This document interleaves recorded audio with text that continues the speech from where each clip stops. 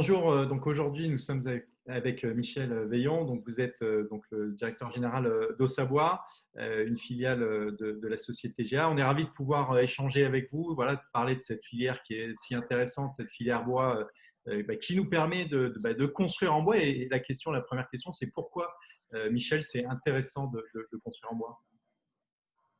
Bien, bonjour. Alors, en effet, c'est intéressant de construire en bois avec deux grands thèmes principaux.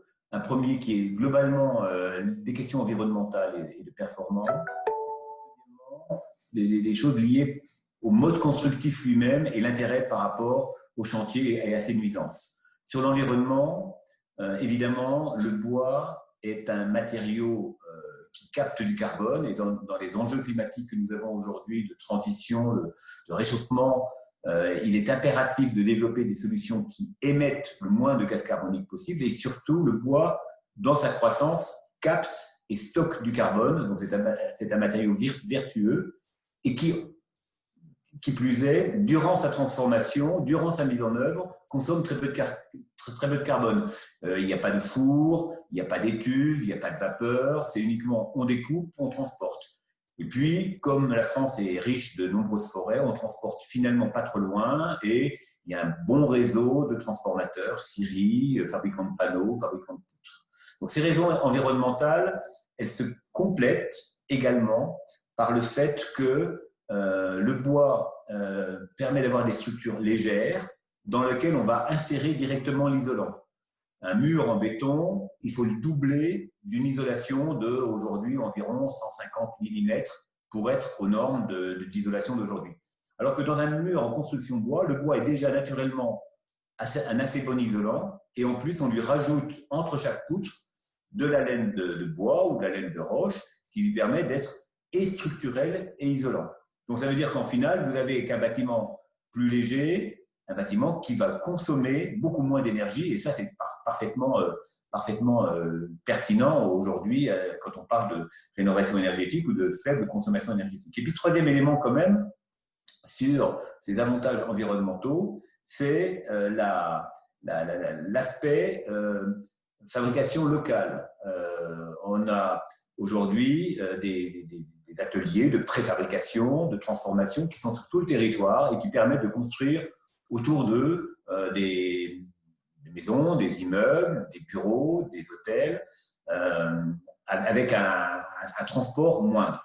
Le deuxième aspect, qui n'est pas propre au bois, mais que le bois favorise largement, c'est que le fait de recourir à la préfabrication vous permet de construire dans des délais extrêmement courts. Ça vous permet d'amener sur le chantier des murs déjà tous faits, des planchers fabriqués en usine, dans des conditions de qualité et de sécurité, et d'avoir sur le chantier beaucoup moins de bruit, beaucoup moins d'allées-venues de camions, de toupies béton, de camionnettes, de tous les... un chantier avec de la préfabrication, c'est une dizaine de personnes contre 50 à 60 plaquistes, carreleurs, électriciens qui peuvent intervenir, alors que tout ça, selon les modes constructifs, on peut en faire une très grande partie en usine. Et cet élément-là, c'est pour moitié ce qui motive les investisseurs à faire de la préfabrication et donc de la préfabrication bois parce que cet enjeu délai est majeur. Donc, ce qu'on voit, c'est quelque part, il y a de l'innovation. Il y a pas, on est vraiment dans un monde qui est loin d'être archaïque, comme peut-être certains le pensent. Et on voit qu'à travers les produits que vous proposez vraiment de la construction bois innovante. C'est ça un peu, quelque part, le savoir-faire d'Ossabois. Alors, il reste une activité de construction bois très proche de la construction traditionnelle. On fait toujours des très belles charpentes. On va reconstruire la charpente de Notre-Dame avec du bois et c'est pas par hasard. Il avait fait ses preuves pendant 800 ans et il refera bien ses preuves pendant quelques siècles. Mais à côté de ça, le bois se transforme de manière totalement numérique.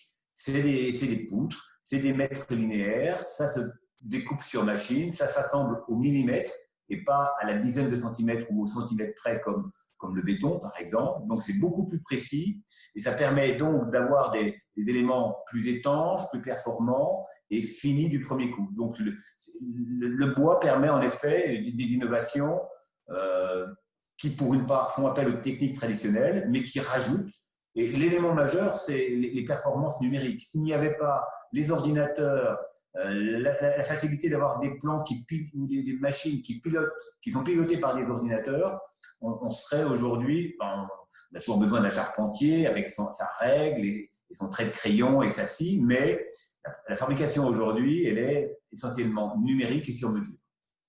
Donc on voit que voilà, en tout cas, c'est une façon de construire qui permet de garder aussi de l'emploi local dans les régions, parce que quelque part, il y a des usines de fabrication, voilà, il y a un emploi qui reste dans les régions, et ça c'est important de le dire, et qui n'est pas que localisé sur Paris ou dans les grandes métropoles.